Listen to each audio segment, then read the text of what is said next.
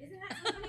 So then you want to bring that around so that you find a comfortable spot with it. I don't know. And you want it to be kind of close. Will you put it here? Okay.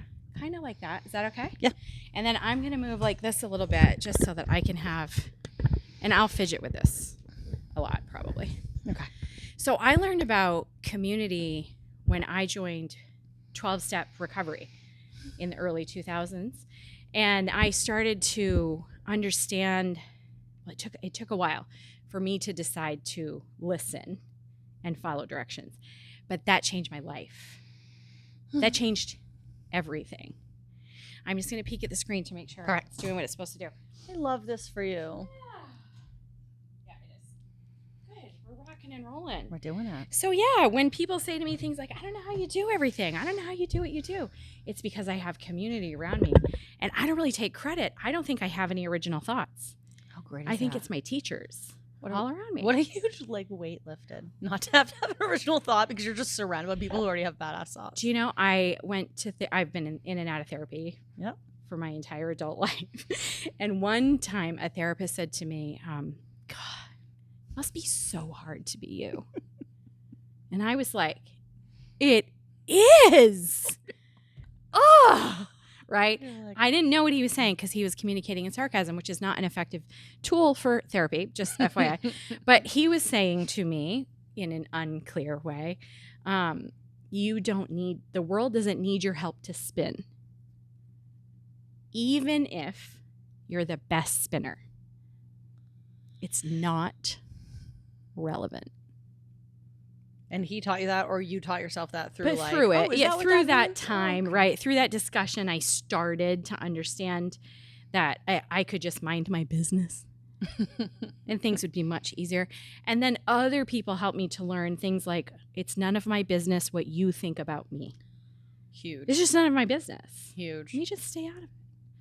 We're all the bad guy in someone's story. Even if we think we're great and we're trying to be great, we can always find someone who's like, you were a bad person, and you go, it's valid. It's not, you're allowed to think. Well, my mom says that everyone has the right to think and feel and say whatever they want. I would go home in school and like, so and so called me such and such, right? Yep. And she would just gently remind me, like, that's, you know, you can live through that. That's okay. And if they're picking on you, they're probably leaving somebody else alone. That's it. Kind of thing. And then I was like, well, yeah, I could be a hero. It. Yeah. I could take it so other people don't have to. Yeah. Careful. Look at me now. Right? And then that, you know where that led to. And on and on and on. Yeah. Well, Heather, welcome. Thank you. I'm so glad you came to sit with me today. I'm so glad I came to sit with you too. I feel honored. Well, thank you. Would you like a glass of water or anything to have with you? I think I'm all set right now. Okay. If you change your mind, just let me know. Do you need water? I have some over there if I need it. Okay. I'll just disappear and get it if I need it. I'm a fan. Well, tell our listener, listeners, tell me about how you like to describe when you meet someone new. How do you talk about yourself? That's such a good question. That's on my that's my current goals. To be able to talk about myself in a way that doesn't turn almost immediately to the other person. Because I love that energy. I know me, I feel me. But when I get to meet new people, I get to like learn them and feel them, and that fills me. So I always like, but like I know you're supposed to talk about yourself. Yeah. Sometimes. Yeah. But every time it starts to be about me, I'm like, so here's this really cool thing we can relate to. You, like, because that's what fuels me. I know my bucket is full. Yeah. I love it. Ooh. My bucket is full. We're gonna put that on a shirt. My bucket is full. My bucket. How's your bucket? Fill my bucket. Can you feel how heavy my bucket is? Yeah. That's something I started doing years ago with kids, filling a bucket, because it's really hard to fill your bucket when there's holes drilled in it. And that's what I tell my kids. What are the holes? Oh, great question. Those times when people say mean things to you in school and you're just like, I want to be a good person, but like my bucket's leaking. Or like you're tired and someone's drilled a hole in your bucket that way. And it's like, you have to fill it. And then you can like fill other people's buckets. So I started Today Ready. I like that. My sister Leah talks about tiny cuts. Yeah. where just something small, but it stays with you, right? And so it's a tiny cut, but it's still an injury. And those are the holes in the bucket, I think. Yeah, that's so interesting. I'm so happy to spend time with you. What I know about you is that you are in a service industry. You put your hands on people in a healing way. It's amazing. It's amazing. I love what I do. Right. And I love what I do. We're in a world of no touchy kind of place, right? Or we have been. You know, as we're all kind of recovering from the trauma of COVID together in the community. Yeah. We just say that again. We're all still recovering, like we're in this PTSD space from COVID. And the no touching was a big part of that. Yeah. Yeah. I found myself hiding a lot. Me too. I didn't touch people before COVID. Yeah. I did like really great things, but never. I actually started as a massage therapist right after COVID. Because I saw how scary things were getting. Yeah. We were becoming touch deprived. We were. Oh my gosh. We were becoming communication deprived. We were so isolated that people were losing touch of their physical body. Yeah. And our physical health was suffering. Our emotional health was suffering. Before so COVID. Significant. And COVID fast forwarded everything into that. Yeah. I remember when I would hire people to come work at the eye clinic, I was trying to teach them how to be comfortable in someone's space. Because you're like this. Yes. With the eye drops and the touching, right? And we didn't have that. No. We didn't have that.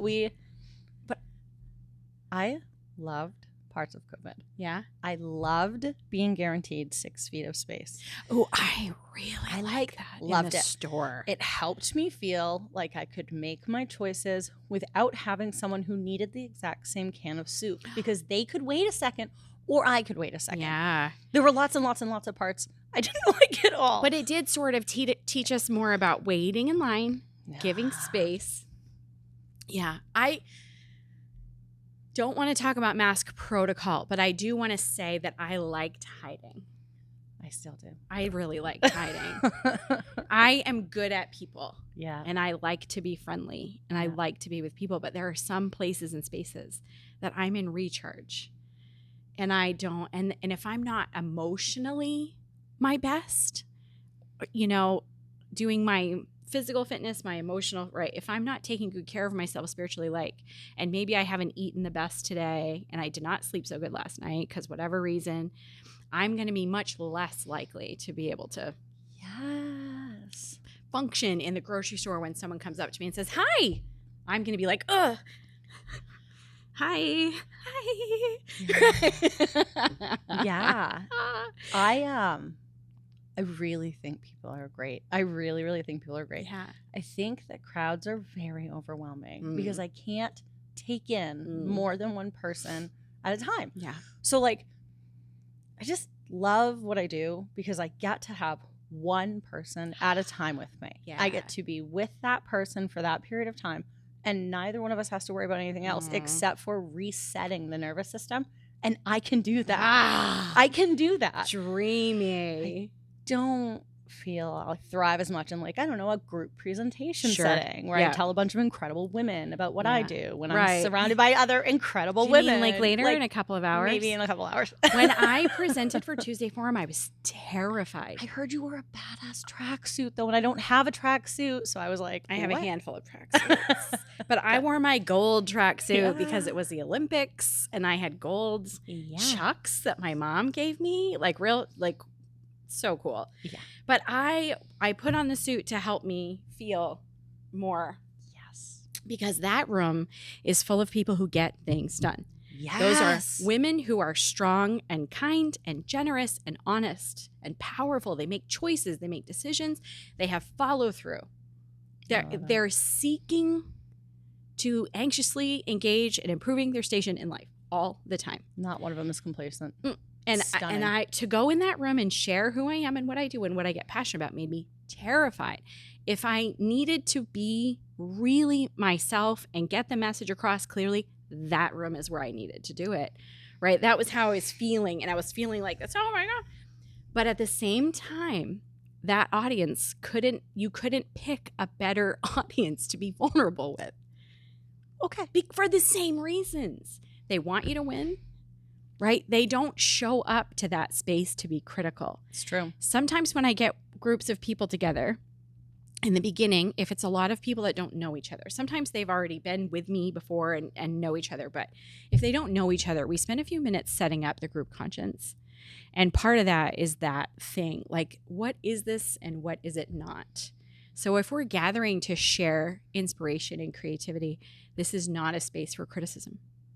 It's just not. And so if that's what you came for, just know it's not really going to have space today. Yeah. You may not be able to get that out today. Thank gosh. It's not going to let for, you know. So like that audience is incredibly friendly to vulnerability.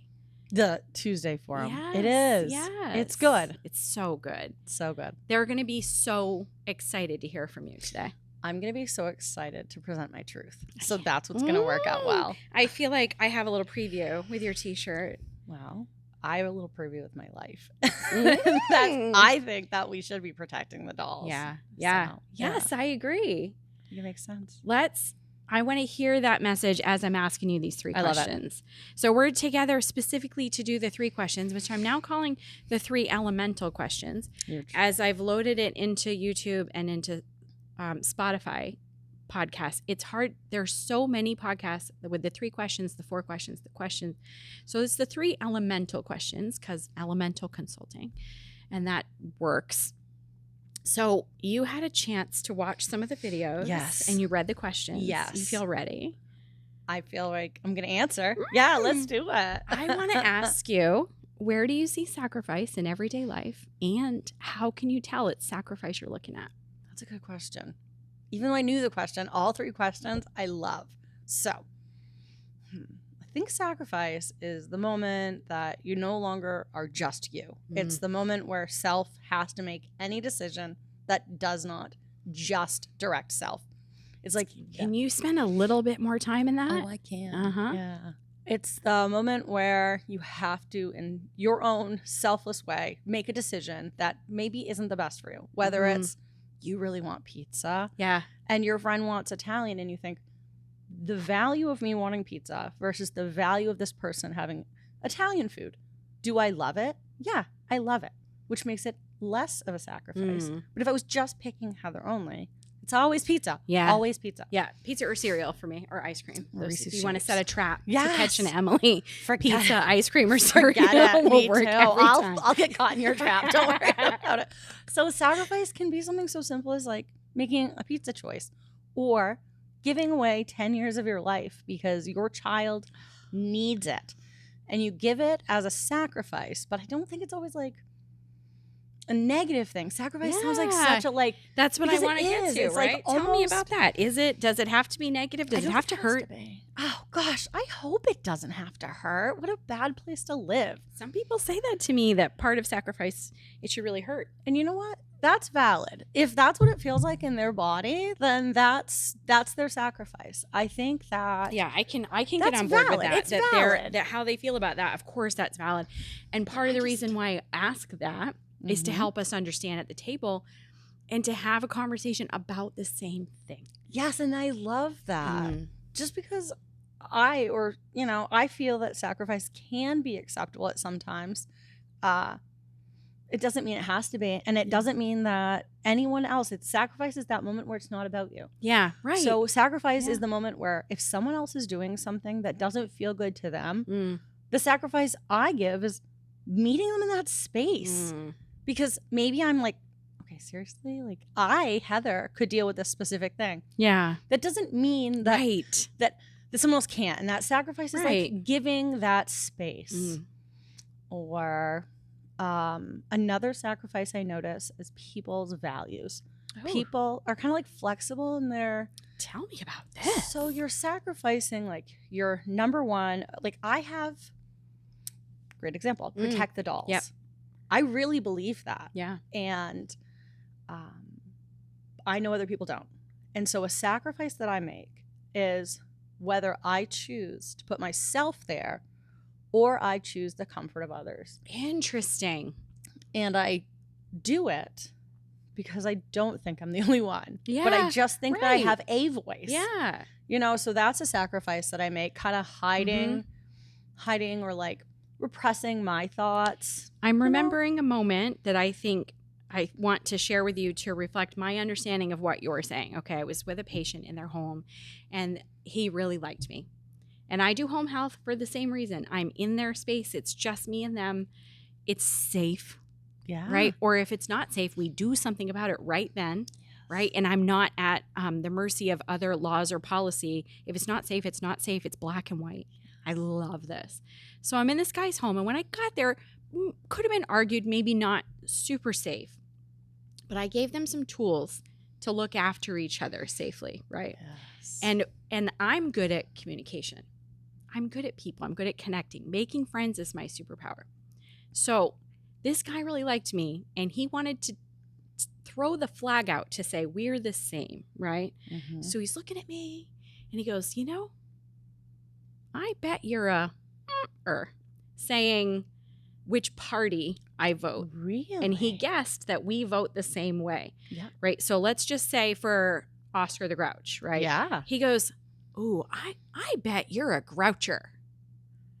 And he said it in a way meaning we are the same. Yes. I like you, you're like me. Yes. I can count on you. I see your value. And we are the same. And because I was emotionally well that day, I was able to recognize his vulnerability in putting his hand out like that, right? Yes. Amazing. And I just leaned into it, right? Because what was happening in that moment for me was about this vulnerability and the connection and being aware of the value in humans when we think about things differently. Like maybe we have lunch together 10,000 times. Yeah. And then on the 10,001th time, I find out that you don't like pickles. Yeah. Can you imagine? And I'm like, wait, what? Yeah. And I just can't sit with it. Yeah. And I'm like, but pickles. How could you not know? I thought I knew pickles you. Are amazing. Right. I thought I now I knew you. How can I go on with this information? How can I still love you now that I know this about you? Right. And maybe I can remember that our relationship is real.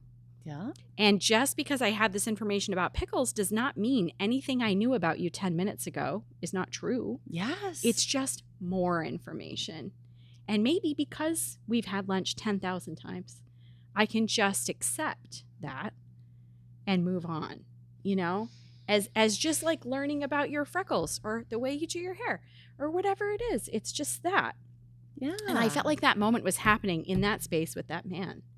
And I feel like there is a moment of sacrifice of my loud mouth. I know everything and I'm right and I'm a good teacher. So let me tell you how right I am and help you understand it. I sacrifice that voice. Yes. Because you identified, I'm in a safe space, safe as it can be. Yep. Your mom taught you that people are allowed to think and do those behaviors. Yeah. And so that sacrifice is having that knowledge and saying like, so, okay, how does this matter to you? You think you're seeing us in this space, we can relate. So regardless of if that's true or not, the second that you sacrifice like that, you're still keeping it open for them. Yeah, and hopefully it's so hard when you drive home and you're like, I just wanted to say, what are you talking about? Yeah. What do you mean? But I think they got it too. I think they felt connected. And I think they could tell that I do not vote for Oscar. Yeah. I think they could tell that, but still felt the connection. And that's my desire, is that when we go out into the world, we're more likely to be good citizens and treat each other in respectful ways because we can see the value because of those moments. Yeah. While staying safe, though. That is huge to me. Absolutely critical. Right. As long as both parties feel safe, they can have a communication. But if one party doesn't feel safe. I feel like those are magic moments. And I'm so thankful that I get so many of them. All day long. All day. All day long. Over I get and safe over moments. Again. All day long. I get to see really, really great people having moments that they make me privy to. Are you kidding me? It's unbelievable. It makes it possible to go out into the world when things seem impossible. These moments fill my bucket. That's it. Right? And give me the capacity to go out and be kind and patient and respectful. Because my knee jerk is not that. My knee jerk is,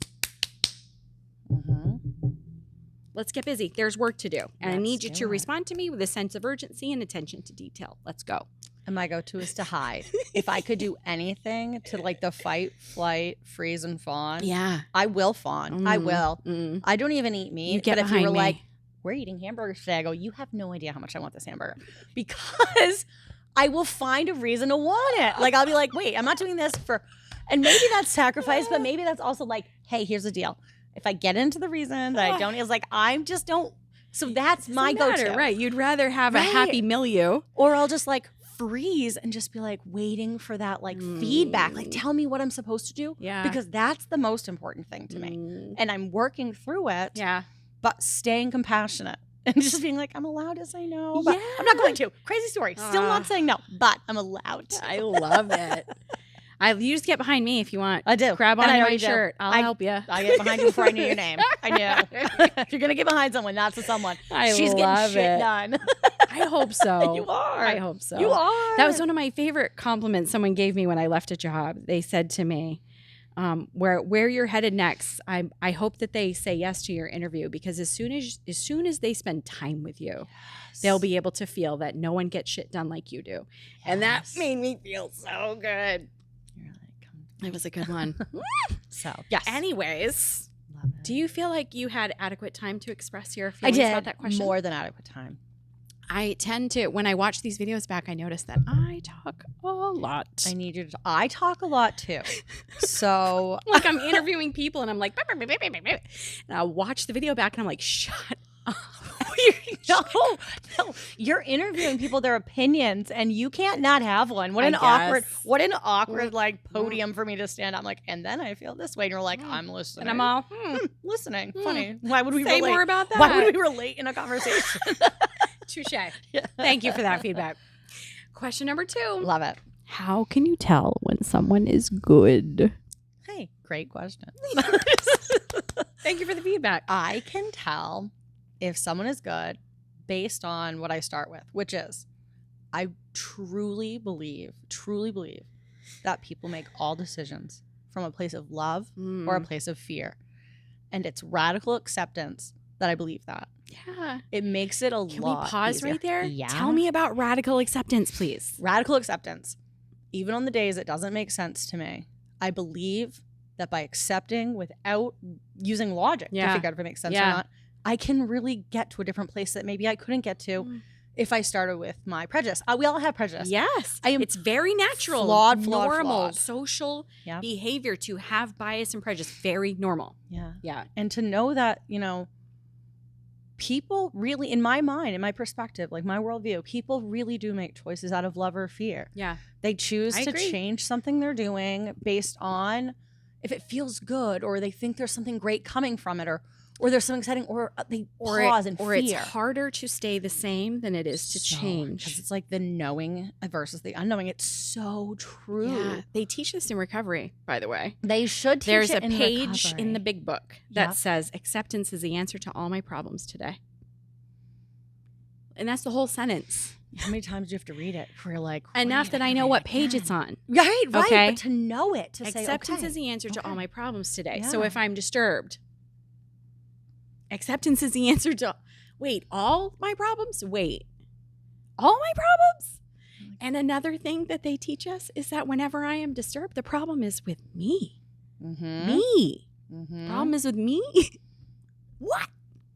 Jerks. It's like, is it? Because it is, but there's that second you're like, but could it possibly be something else? Could this possibly be the acceptance? And that radical acceptance is saying, no, this isn't the exception. Yeah.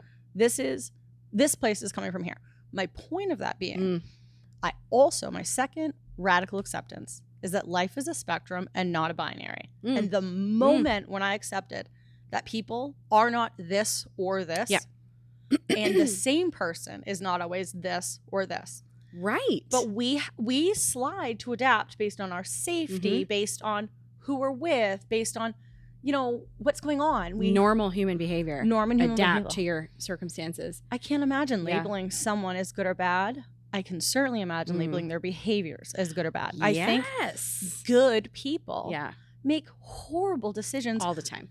Except, then we rewind to the other fact, which is the radical acceptance that horrible decision came from here or here. Right. That decision did not come from here. Didn't I like come to from put me. that word scarcity on the fear pile. Scarcity, right? We make decisions out of scarcity and fear. We make decisions coming from love. Some people might say faith, right? Yes. That you have faith in that what's going to work out. You have faith in the love between you. You have faith that you're smart enough to do this task, whatever the thing is. I fully agree with that 100%. And I need these kinds of discussions to be reminded of that, right? I think about the binary thing, like the pickle conversation, right? Like I don't always want pickles. Right. I don't always want them.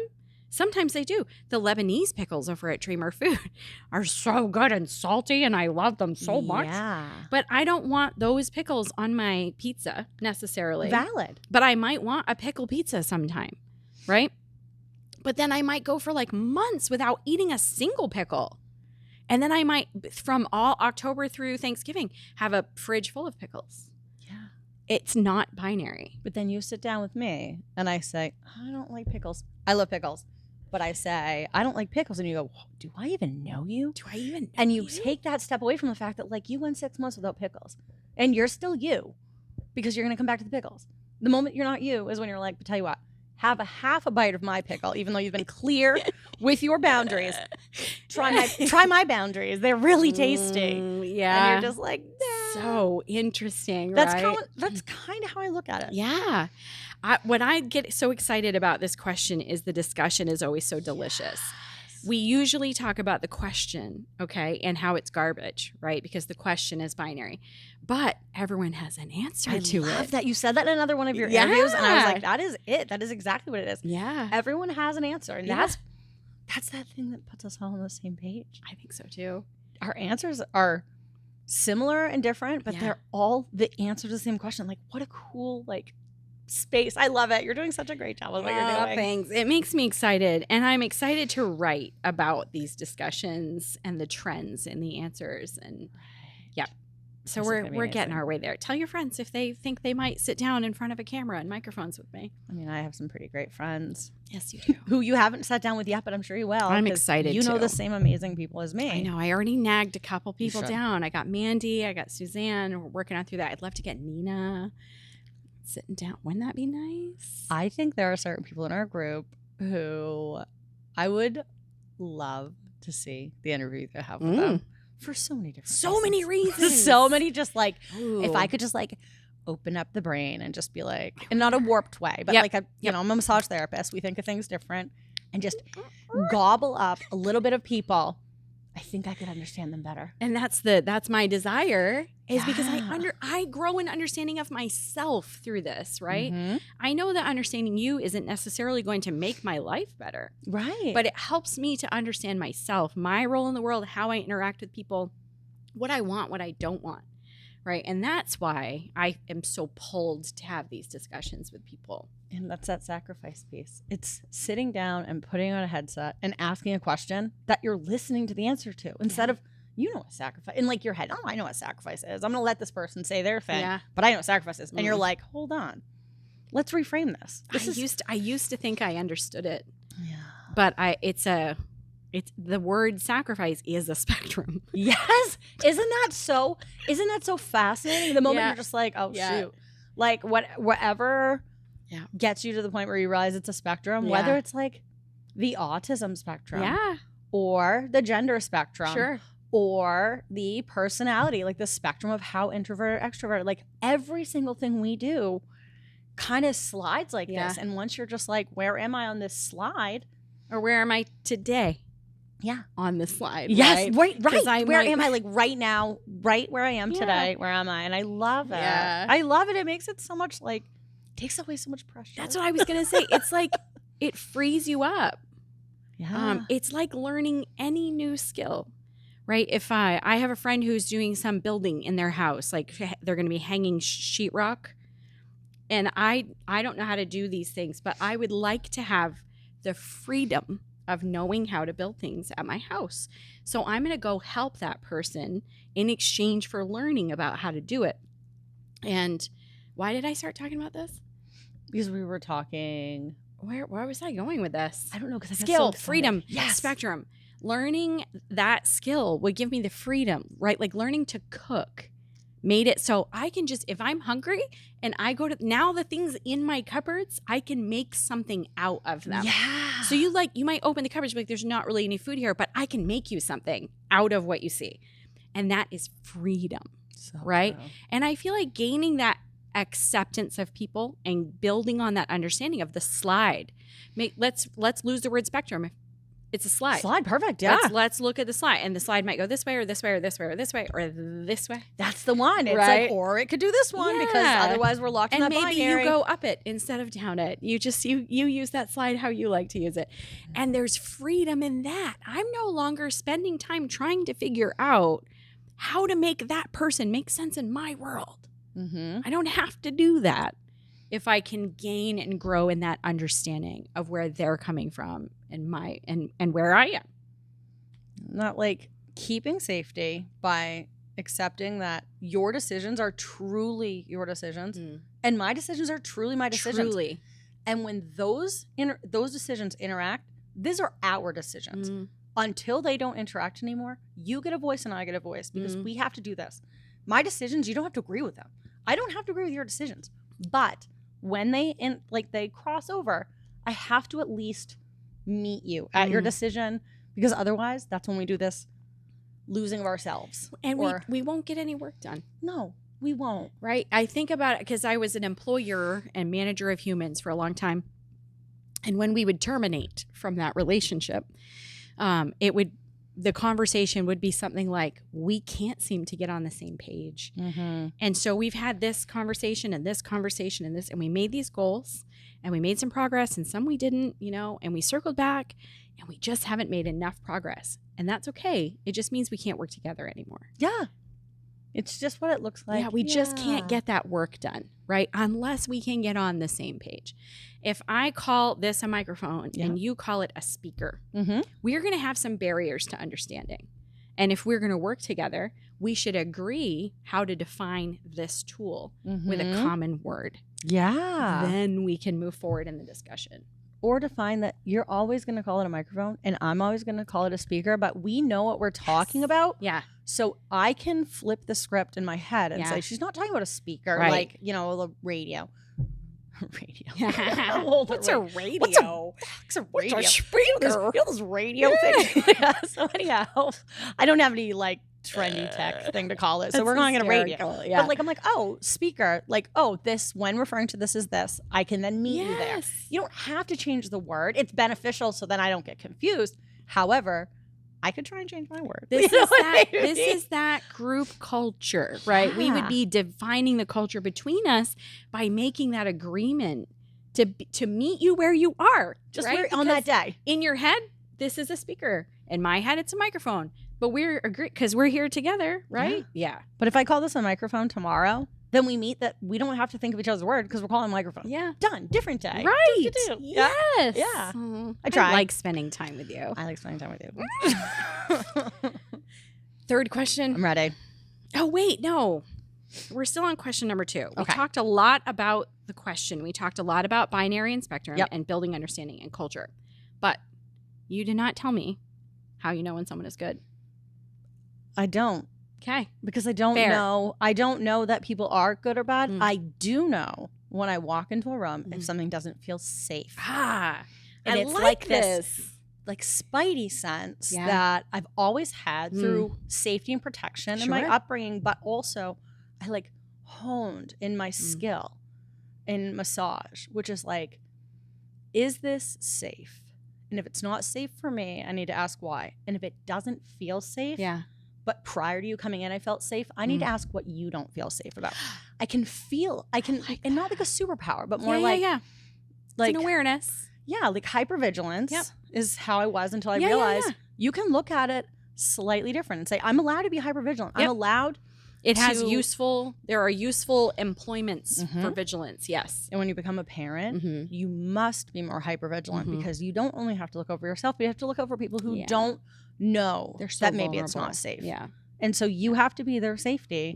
And that's that feeling of like, is someone a good person? I'm not sure that they're a good or a bad person, but maybe they're not good for right where I am right now. But I don't think people are good or bad. And I really appreciate your insights to that. I agree with that. I sort of think that people are inherently good in the idea that I'm going to give you the benefit of the doubt. Almost always. That's just who I am. I'm just going to assume you're not mad at me. I'm going to assume we're having a good conversation until I see some other evidence. And then I'm going to have questions, but but most people, when they answer that question, how can you tell when someone is good? They don't talk about goodness so much as they talk about feelings. They talk about how they feel, and you're reflecting on feeling safe or feeling if someone else doesn't feel safe. And that, I think, is such a magical thing. There's a neuroanatomist named Jill Bolte Taylor who had a stroke a long time ago, and she watched herself have a stroke. And then she went away because she had a left brain stroke, and you lose who you are when you have the whole left side of your brain doesn't work. You have no personality. You're just like an infant, just swirling around in the moment all the time. Right. And she recovered and wrote a book called Stroke of Insight, which talks all about the stroke itself and neuro stuff because she's a neuroanatomist. And then she wrote a book called Whole Brain Living, where she talks about these 4 parts of her brain, and she names them characters, and she talks about her, and she gives mechanics and tools.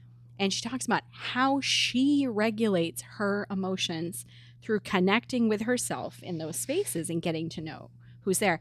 And this 4th character, she says, is the part of us that knows everything is going to be okay. And it's the part that reaches out and feels someone's not safe, or yes, we're okay here. And it's that part that's connected to, right? I like to say there's only one of us. Yes. There's only one of us. Yeah. And it's that part of the brain that senses that. Isn't that neat? I love it. I think the body is so cool. It's amazing. It is so cool. Yeah. Especially bodies that can hold babies. I just think it's so amazing. It doesn't make sense. I do prenatal massage, and so those women are carrying babies, and I am so blessed when I get a picture of that baby, because I think you were being nurtured by your mom, and I was nurturing your mom, and now you're just like curled up in a ball, and I want to burst. It's so sweet to me. I just think it's delicious. I just think bodies are so cool. They're amazing. They're amazing. We could go on about biology all day, but here's the cool news. We're both doing medical things, so we could, but we also can like think about it at random times. Like, wait, how cool is it that the bicep does that? Like, unbelievably cool, right? Yes, it's so cool. And it's relatable with my clients when I'm like, we're different people. We come from different places. But how cool is it? Your bicep and my bicep, they do the same thing. And how cool is it that the brain is the only thing we can't fix? So when you have a stroke, to write a book like that, it proves it wrong. Amazing. It proves it wrong. You can't do, like, how incredible to train those parts. Amazing. And also, while we're on the topic, just one more little plug. I watched a TED Talk snippet this week, and this woman was teaching about exercise and the benefits to the brain. And she used to do memory. Her whole research program has been on memory and aging. Okay. And she started to exercise, and she started to feel so good that she started to study what was happening because her stress is more manageable, blah, blah, blah, blah. Right. We know exercise is good for you. Or we all know that now. Exercise is good for you. But she started to actually measure what's happening in the brain, and the hypothalamus grows new cells. What? What are you talking about? What? Yeah. This is amazing that the number one thing we can do for our bodies is exercise safely as often as it makes sense. Yes. Right? And just take good care of these. Anyways, I'll try to remember to put a link in the comments to that lady because she has turned her entire research program into about exercise in the brain. So I'm such a nerd, I know. But I get excited about stuff like that. Even just the biology of the cell, the anatomy of the cell. I get lost in it. It's so cool. It's delicious. Quantum theory. Come on, give it up. Anyways, okay. We have talked about sacrifice. Yes. We have talked about good or not so good or bad and those terminologies and how it doesn't make sense. And we've talked about sensing how other people are doing and that sort of thing. Some people talk a lot about having an awareness that my being affects other beings. Yeah. Right. And reflecting that some people seem to have that dialed way down and some people have it dialed way up. Mm-hmm. And that's spectrum. That's our lives and our experiences. But that's something that comes up sometimes. And it's fun to explore. And that kind of brings me to the third question is, what do you wish people would just figure out already? I love this question. Surprise. So when I read it the first time, my gut response is, on a personal level, I wish I could understand technology. Like, I just wish I could get it. I spend so much of my day apologizing to people and saying, I'm so sorry. Really? Hold on. Let me figure it out. Or why is it that I have this incredibly smart office with Govee lights? Last year with Zoom last week. Last week. All of it. It's this thing where I just think, like, am I the only one who's not grasping it? And then I just want to. I want to because the amount of energy that I could put toward anything else would, I only have the 24 hours. Yeah. And I spend hours a day thinking, what am I doing? Like, I had to do a Canva slideshow for my presentation today. Those are tricky. Yeah. Oh, thank you for saying that. Yeah, it's tricky. Thank you for validating that, because it is tricky. Yeah. And everyone I'm says, good at it. It's so good. I'm good at it. And I think it's tricky. Okay. Yeah. Mm-hmm. And I'm just like trying to get it because I really want to prove to myself and others that, like, I can do this. It doesn't have to be something that I back down from, because I'm the kind of the person who, like, you're doing something online and I like lean over and I go, can you like show me how to do that? And by show me how to do it, I mean, like, will you do it? And I'll like kind of put my hands over yours. So I feel like I'm doing it. Yeah. I just want to get it. Now, the incredible thing is I have surrounded myself with people who do get it, who are very patient with me. Great. When I say, not can you do this for me, but can you like show me? Yeah. Because I do want to learn. I just wish I could just get it already. I'm dragging my technology through the mud and I would just really like to get it. So that's personally like when I think it, and I think I thought it because I read it online, your questions, and I was like, oh my God, if I could understand this technology. Yeah. So I think that was like my personal, like, what would I just wish? And what I wish, the bigger picture, people would just get already. Yeah. Is that every single one of us has not only struggles that others don't know about, but successes that no one else knows about, adventures that no one else knows about, things that we've gone through that no one is privy to. We don't really celebrate. We don't know. We don't know if someone comes in an incredible mood and you feel that like goosebump, like, such a good mood. You don't know if that good mood is because they just found out that Reese's Shapes came back in July. I mean, give me a break. They might be so filled with that joy and either not tell you because they don't want to be like embarrassed. What? That's your big thing? Because what if you shame me for how much I'm excited about it? It's vulnerable. I can't put myself out there. But it's still my joy. I still feel it. Yeah. Or that person could come into that same room with that same energy of joy. Yeah. And it could be completely fabricated. Yeah. And as long as you can mask it, no one knows. Like and I was shaking in my boots in my gold tracksuit. I'm ready. I just told them, though. Do you know what I just told them? I was like, you guys, this has been one of the scariest preparations I've ever done. Yeah. Because I find I have such great respect for what's happening in this room. Right? Like that kind of. Yeah. Okay. Yeah. And I just wish they would get it. This sort of takes me back to saying just now about my being affects other people's beings, right? Yes. Having that awareness. So you're saying figure out that people have things going on, good and bad, all the time. All of us. Yeah. And maybe like have that on board as a baseline understanding.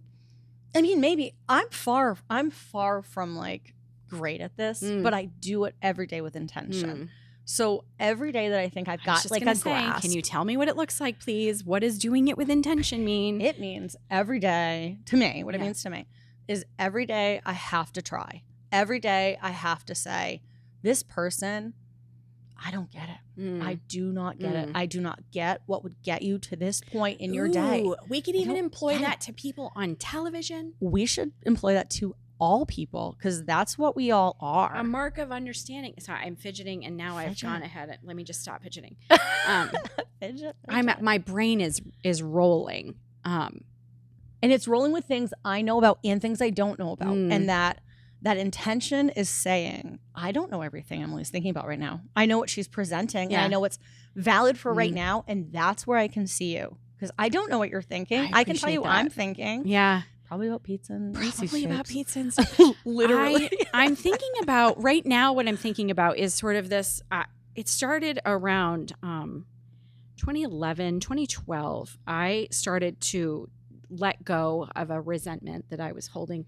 And I really liked this resentment. I really liked being a victim of this particular crime. I really liked it. I liked my identity related to being a victim to that crime. So at some point, I became aware that I did not enjoy how it felt to be so angry about it.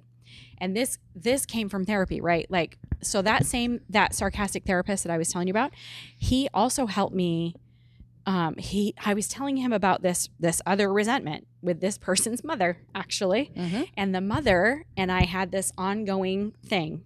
And he said, well, why do you keep doing it? And I was like, what do you mean? It's her. What do you mean? Why do I? He goes, yeah, but you keep signing up for it. He's like, you're engaging in the situation. Why do you do that? Why don't you just leave? And I'm like, what? Yeah. And he's like, there's always a payoff. There's always a payoff. So what's the thing? And I was like, I really like being mad at her. Yeah. Okay. Yeah. And you'd be mad at her if you were paying attention. Right. Yeah. And then he's like, okay. So that's the payoff, is you enjoy being angry at this person. How do you feel about that? Right. And so early in my mother years is when this happened as a mother. And learning about my willingness to forgive or withhold forgiveness, but how much I like feeling angry. So I became aware that I was not enjoying feeling angry at this person. And so I started to become aware of other, messages. The universe will bring you, when you're ready, here it comes. And I started to get better and let go of that. Why are we starting talking about this? Where am I going with this?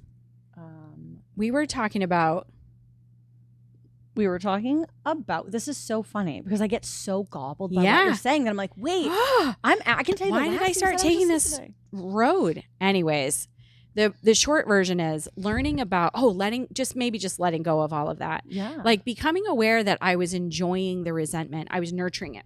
Like Smeagol with the ring, right? My precious. And then at some point become willing to let go of that identity that I am a victim of this crime. But who will know? If I take the flag down that says victim, how will anyone know? Yeah. Turns out they don't need to know. They don't need to know because it doesn't take up the space in you anymore. And it's a story. It's a story that I wrote in my head, and it doesn't have to stay that story, and you can gain understanding, you can gain reflection, you can gain growth of yourself, you can gain more tolerance and acceptance for the other person. Yes. Right?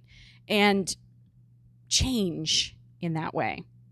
Anyways, we were talking about, what do you wish people just figure out already? Yeah. I mean, I just think it would help us. I think sometimes people don't make sense to us. And they just, you want it to make sense to you. Yes. Because then you feel like I can meet you where you are if it makes sense. But I have to let that go a little bit as long as I'm safe. Sacrifice. It's sacrifice. I have to sacrifice getting it. But what you're describing about like having this like story that you tell yourself on repeat is you are drinking poison and hoping the other person gets sick. Right. How much poison can you drink and watch them still living their life completely? It turns out a lot. Barrels. Turns out barrels. Until I get sick. Right. And then usually that's when the information become open to that information. Yeah. So not liking people is where I was going with this. Yeah. And around those years when I started to work on that resentment for that person and not being a victim anymore, I was also teaching a college level religion class. And I was telling them how I wanted to have more organic affection inside me for people I don't like. Yes. And I want it to be real. I am well trained. If you drop your things on the floor, I'm going to help you pick them up. Mm-hmm. I'm well trained for that. But I want that desire to come from deep inside of me, from recognizing that you are a human with value. And so that goes back to, can you recognize that everyone is going through things, right? So if I have that as a baseline inside of me, that like when we met this morning out here, having an awareness that you have things today that could be making you feel stressed up and down. That's every day, right? It doesn't have to be just because I happen to know about your schedule today, right? But it could be every day. But if I'm able to carry that sort of baseline inside of me of grace for people, can I use that word? Does that word work there? Grace? I think it makes complete sense. Like that space. Yeah. You give them that space to be what they are or who they are, what they need in that moment or don't need. And the sacrifice is that I don't need it to be tidy.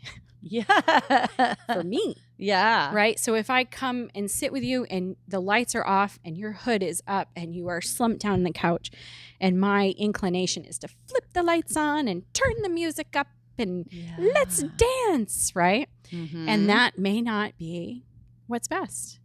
And so I can sacrifice my desire to feel more comfortable in your pain. Mm-hmm. So that I can try to sit with you. And that's it. In the dark. Yeah. And not I don't have to be anything, but maybe just be together. Mm-hmm. It's like you ask the question of the person, like, what would benefit you? Would it benefit you if I sat with you? Mm. Would it benefit you if I just listened to you? Or would it benefit you if I had a suggestion that you could think through? But I can't give you that one because I can give you a bunch of suggestions. But if all you want is silence, that's the opposite. So that works, and that grace and that space work. Yeah. While still remembering your decisions are your decisions and my decisions are my decisions. Yeah. When those interact, I do still get to feel my feelings. Yeah. I don't have to agree with you. Right. But I get to feel my feelings. Yeah. And we either find that common ground or we find that ability to step away enough so that I can love your decisions without having to be on board. But when they become my decisions and we have decisions, I am really quite a strong advocate for my children. Yeah. Like, you don't have to agree with the decisions that me and my family make. Yeah. But you don't get to hurt us. You don't get to say mean things. You don't get to. Just like we don't get to say mean things to you. Yeah. Right. Or just like you don't accept that from us, right? Because there's always going to be people that do say the mean things. And we can say, you can't, but we can't make them not, right? Yeah. Like mom says, you're allowed to think and feel and say what you want. Mm-hmm. But if you're in my kitchen and you address my child in this way, and then we establish that is inappropriate for this culture for the following reasons, and the behavior continues, it's my responsibility to change my environment. And that might mean that person is no longer welcome. Yeah. Right? Or the children are removed from the environment so we can have some education and come together and connect and figure out why we can't get on the same page, right? And you freely let people leave that don't want to be in the same room as you. Freely let people leave. You help them by showing them how a door opens and telling them that you won't stand in the way of that door. Yeah. But that they don't get to stand in the way of your door. Right. I mean, it's just... to relate to the thing you were saying about having someone in your life that you were hanging on to that narrative, that anger, that I'm a that victim feeling, or whatever it is. Yeah. We run into that in massage. People come in. Oh yeah, because it all lives in us, right? It does. Yeah. And some people, whether with intention or not, are married to that illness. Yeah. It's part of who they are. Yeah. What's the payoff? What's the payoff? Or feels good. It's who I am. You know, like I'm safe in this. Yeah. I can tell you that this thing is happening in my body, and whether you see it or not, it's happening. And so I choose to see it. I trust that that's who they are. Right. But I also show them how cool the body is, which is, in the same body that's doing this to you. Yeah. Sometimes we'll give you the grace to do this to you, but we have to give it the grace, and we have to not be married to it, because there's nothing I can do. Yeah. If you're convinced that something is the case, all I can do is hold space for you. Right. So I have to, but the moment that someone has pain, but they don't identify that pain as part of who they are as a person, we kind of had a really cool moment. Fascinating. I really love that, the body keeps score. Yeah. I'm working on your neck, and then you remember when you were 11 that you fell out of a tree, something you didn't remember. Yep. And then you think, that's so interesting, that exact part on a physical body reminds your brain. Give me a break. How cool. Unbelievable. Yeah. I've had moments when therapists have had their hands on me that I just weep and fall apart. But because of the house that I grew up in, the mother that I have, I understand that about myself. And I'm at this point, as I'm approaching 49 years old, at this point, I feel much more comfortable in that. I know that I have feelings, and sometimes they leak out of my eyes. Yes. I don't really apologize for that anymore. I have a body. And this is what my body does. And feelings are real. They're real chemical things that happen inside of you. That book, Whole Brain Living. Yes. Jill Bolte Taylor says that you need 90 seconds to clear the bloodstream. So she has this acronym, BRAIN. And she calls it the brain huddle. And so the first part is to breathe, right? And so because if you can just stop that and just give yourself 90 seconds, you'll have a fighting chance to behave the way you wish you might behave. So if I'm in traffic and I'm really, really angry, and then I become aware, then I'm like, oh, steaming mad. And I hear this, voice say, healer, heal thyself. What are you doing? You teach people about, right? Emily, shame myself for that, right? And then I'm like, oh wait, it's happening again. And if I can just think about my breathing, which this makes me really mad, most of my friends know, I'm so annoyed that breathing and drinking water fixes almost everything, because it wasn't my idea and I can't fix it. I can't expand on it. I can't, it's just true. Whether or not it's just true. So breathing in the car, right now my breath is all up here because I'm talking. Yeah. So if I want to push my breath down to my belly, I can't think about anything else. I really can't think about anything else if I'm going to do that. And if I can just do it for 90 seconds, then all of that fire in my blood can clear out. And then there's more steps after that. But that, right, just taking a breath and having that. Sometimes I write a song when I'm in traffic like that. I'll just write a song. Because mom says that music is the fastest way to change your vibration. That's what my mom says. Humming is. Yeah, it's the same. Right, the same. That vibration, that's the fastest way to raise your vibration. And mom would agree with that. They would love each other. I've got to get them together. And that sort of, there's kind of a universal om that everybody just kind of defaults to. And just doing that can give you such great. But a lot of the time, I don't want it. I want to feel upset. I want to feel angry. I want to feel powerful. Yeah. I want to feel in control of myself. I want to feel right. So you can hang on to that and you can keep on to that. And that's powerful too, because you got to get that out. You can't just go, okay, and brush it off. But you get to have you ever seen kids? They sing and they skip and they hum. And those are signs that a child feels safe and heard. And so as an adult, when you see someone just, you go, whoa, that's so crazy. Yeah. That's not, that's really cool. But when someone takes a deep breath, I take a deep breath because it feels like what I'm supposed to do.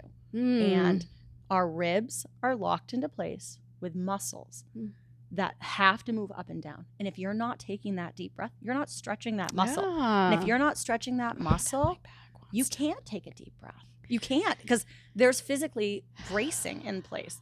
So practicing breathing. And the acronym BRAIN, if they put a D at the end, my license plate says drink water. It is the most D at the end. I was like, brain, oh yeah, and drink water. Yeah. Because it really does help. It really does. And it's so simple. And water isn't so soda. simple. It's water. Yeah. We have it everywhere. We're so fortunate. Yeah, it's especially here in Maine. Yeah. Right? Water is plentiful. We got plenty of water. And there's good water in so many places, not on Broadway. Did they fix that right now? I'm not sure, but I'm just going to stop drinking on Broadway for a second. I'm sure it'll be good again. People are working their hardest, but right now I'm good. Gosh. Yeah. Yeah, that feels really good to talk about that stuff. Yeah. Yeah. Yeah. I love it. So what are you going to talk about over at Tuesday Forum? Great question. So I think I'm going to brag about my team. Yes. Because I work with amazing, amazing people. Oh. And we all have Can you tell the camera where the team is? So I work at Healing Hands Massage in Hamden. And there are 3 of us that work there. We do lots of different things like therapeutic massage and Reiki, which is more energetic. Yeah. And we have a new practitioner who does acupressure and craniosacral and like connective tissue, which are these things that people either have heard of or they've felt before, or they have a friend who did it. Right. And they want to come in and they want to try it out. But we make it more simple because we don't ask them what type of massage they want. We meet them where they are on that day. Oh. And we say, hey, if they've been there before, we have their notes. We say, hey, last time you were here, it was kind of like you couldn't move your right shoulder. How is that today? Starting with what we know about them and then saying, so what are we working on today? Wow. And we have a consensual conversation where they say, yeah, you know, my shoulder kind of is tight, but I'm observing this. I'm observing that my hip hurts. And we say, great. Do you want me to focus on the shoulder, that thing we already identified? Yep. Or do you want to start with the thing you just said? Yeah. I want to do what works best for you. And then we do what works best for them. And if during that process, their body or their words say, this doesn't feel right, we don't do that. Yeah. This is not something you have to be locked into. You're not tied to the massage table. So like if I'm laying there for the first time, because a lot of people are scared to go get a massage. Yes. And they say, I don't like to be touched and things like that. So if I'm laying there for the first time and I'm uncomfortable, how do I communicate that to my massage therapist?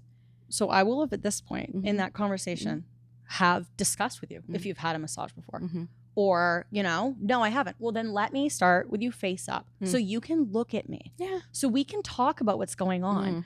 Let's like show really cool things that happen in the body so that you connect with your body, because when you connect with your body, I can just be a tool there with you. Connect to my body? Can what are you talking about? I know, which is why I ignore my body. Yeah, that's how we got here. That's why my back hurts, because I ignore my body. I wear my shoulders up here because I get so nervous and I do this or I do this. And, you know, I do those things. And I tell people all day, oh, cut it out. But then I do it. It's what we do. It's what we do. But we make it safe and inclusive where I work. We don't just welcome people who have had massages before. We don't just welcome people who you're not looking for an easy, stable. You're not looking for that. You're looking to be of service. You're looking to help change things. Easy, stable massages are how massage places stay open. Yeah. It's just the truth. We have to have people who consistently come see us. That's just how business works. Yeah, of course. However, if my business financially was to stop being beneficial tomorrow, I would put hands on someone tomorrow afternoon. If someone no longer has employment, which has happened a couple times as our, you know, social environments have changed, I tell them, get in here. Yeah. Because you will feel better and you will tell someone else. Yeah. So I've had clients who, you know, have lost their job temporarily or furloughed or whatever. And I've said to them, can you please just come see me if you can't turn your head? Like, will you please come see me? Yeah.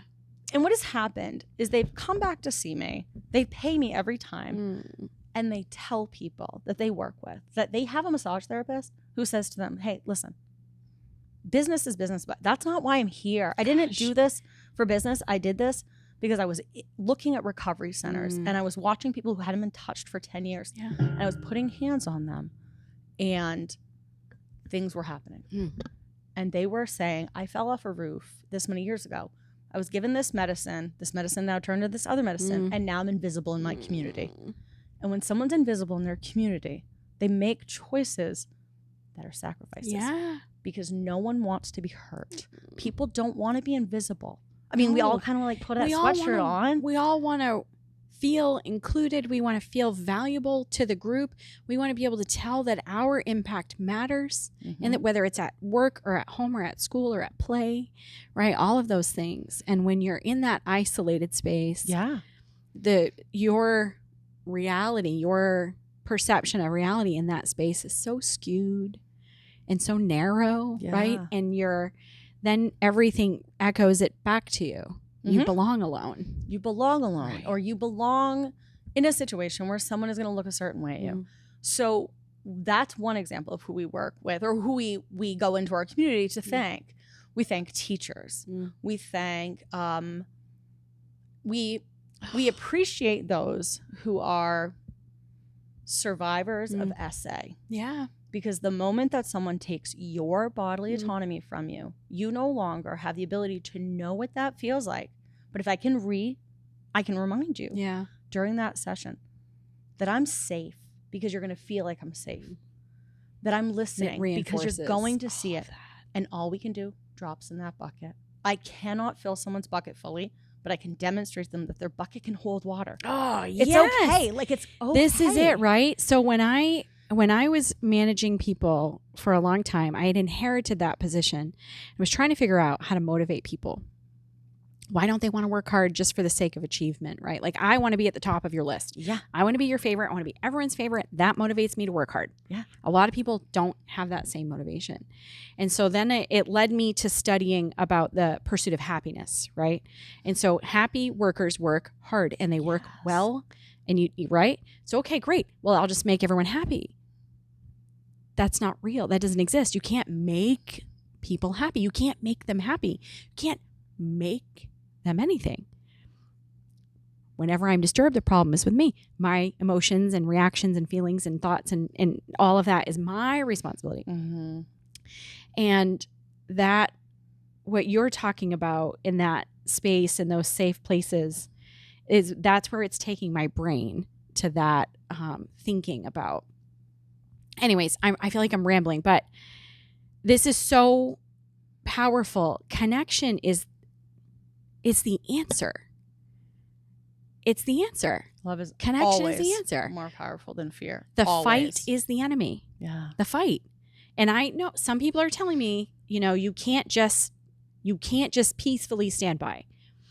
That's not what I'm talking about. I'm not talking about being quiet to preserve the peace. Yeah. That's not what I mean. I don't mean that at all. But the fight is the waste of time. The fight is the enemy. Mm-hmm. So we need to get on the same page so that we can get to damn work. There is work to do. There is work to do. Work to do. And there are people doing the work. And the work is to build our capacity and our desire to look after one another. Mm-hmm. And that's what you're talking about. Yeah. Building that in your practice with your team. Mm-hmm. And you offer that in the community. And when they spend time with you, you reinforce so that their capacity has the potential to grow. That's it. You can't grow it for them. It's potential. We can't make them want to be good citizens, but we can show them how good it feels. And we can show them how good they feel. Yes. Like, it feels good. And name it. Let's put words on it. Yes. Heather, I love spending time with you. I love spending time with you. Are you even kidding? I love it. There's one last member of our community that we work with, which is the LGBTQ plus community. And we work with them because we see them. In Bangor, there are so many people who qualify or not qualify, but identify in that population. So many people. Is it okay to say queer community? I mean, I think that's acceptable. We'll have to ask our queer friends. We need to ask our queer friends because that's the really important part. We might think it's acceptable. We might use that term. But if a term we use in the community. And that's it. Allies, and I'm an advocate as well. Yeah. I don't just support them if they come to me. I go out of my way to dance like those cell phone people and go, come to me. Yeah. You're my doll collection. Yeah. You're safe. Yeah. Because when someone doesn't feel safe in their body, whether it's because they're concerned with how someone will identify with them or their differences, or literally a lot of people in like the gender nonconforming community go years and years without knowing their body. Yeah. Because it doesn't match what they see. Right? And all I want to do is reconnect that moment. Because we all have triceps. I call them triceratops. We all have them. Tacosauruses on your feet. Okay, right now. do I? Of course I do. Let me see if I can show the cam. I Taco socks, if you can see them. Tacosauruses. And it's just like, by showing someone that doesn't matter who they go to bed with and who they go to bed as, they still are deserving of being people because they are people. That is a huge part of our community. Yeah. That started before. It's huge. Yes. Huge. It started before I bought the company. That's part of my speech too. I didn't start something from scratch. Right. I saw something and I said, if we fertilize this, if we continue on this trajectory, forget it. Forget it. The money will come. The happiness will come. Our community will come. Yes. I know because you're focused on looking after one another. Yes. That's what your focus is driven in. And that, because that is all that really matters. That's it. That's it. That's it. That's all that really matters. That's how we grow. That's how we heal. That's how we come out of this political garbage. That's how we, right? All of this, that is how we recover, is together. It's the connection is what matters. And I get 2 people that I work with every single day who feel as passionate as I do. They feel identical to how I feel. I hear them. Do you want to say their name out Yes, loud? I do. Do it. So I have James Reese and Elizabeth Bossy. Shout out to James Reese and Elizabeth Bossy. Incredible human beings. I love and that. every single day, I look at them with joy. And I was thinking to myself, a job you're supposed to like have like conflict in. A job you're supposed to be like, ugh, if only this person would do something differently. But I don't have that. We have 3 people that do their job and greet people. What a dream. And we have like 500 plus 5-star reviews on Google. Oh my gosh. So we don't just do it on small scale. We show up every single day and do it. Yeah, and I'm so excited for that. them. That is the evidence of consistency. Yeah. Yeah, that's remarkable. Isn't it so cool? Is there anybody else you want to shout out? Yes. I think I want to shout out to Hannah Harrelson, who started this company before moving to Oregon. And we miss her and her sister Emily. They were the ones who were there before me. Wow. Hannah was the first person to be authentic in who she was as a queer woman and openly talk about her wife in massages. Yeah. Not have it be on the side, but have it be like you just have like a life. I have any conversation. Just like talking about my partner, you know, Privilege. like it's just beautiful to do. And I want to shout out to that. And Shout then out to Hannah and Emily. I know. I want to shout out to you. I want to shout out to the people who, right before I thought this is someone I need in my community, reached out to me. You've done it. Mandy's done it. Chelsea's done it. Others have done it. I don't want to forget them. Yeah. But like Sarah Sullivan has done it. People have reached out to me and said, hey, you're a person. And I've gone, wait, I kind of am, right? Yeah. And so if it wasn't for powerful members of our community, I think we could all just be isolated in error. And so I want to shout out to all of them. Nice. Every one of you guys has helped me to be a better person. Wow. Yeah, it's the truth. I feel really emotional about counted in that tribe. Well, you're amazing. And you don't do it to be amazing. Thank you. I mean, you but do please it. say more. Please. Like I do and want then there's to be also amazing. this, and your outfit is great, and you're so smart, and you're always on time, and you're hilarious. I mean, these are, well, I can keep going and going. I love it. But you do it all because that's just how you woke up this morning. You're just doing it. You're doing it. And your really cool thing is you're taking in this information, doing these interviews, and then you're literally not done. It's not just a chat. Yes. You're then going to take all of that, crunch it, and you're going to create your lived reality. Yeah. And I cannot wait to see exciting. what happens when you take all the pieces. I'm gosh. so excited. Thank you so much. Thank you. I cannot believe we have lived this long without each other. You know, I don't know how we haven't. I'm glad we didn't have to wait till tomorrow. Yes. Are you kidding? I just turned 43. And so, congratulations. thank you. So 42 is a pretty excellent number. 42. Are you that level nerd with me? Such- 42 is the answer to the universe? Is it?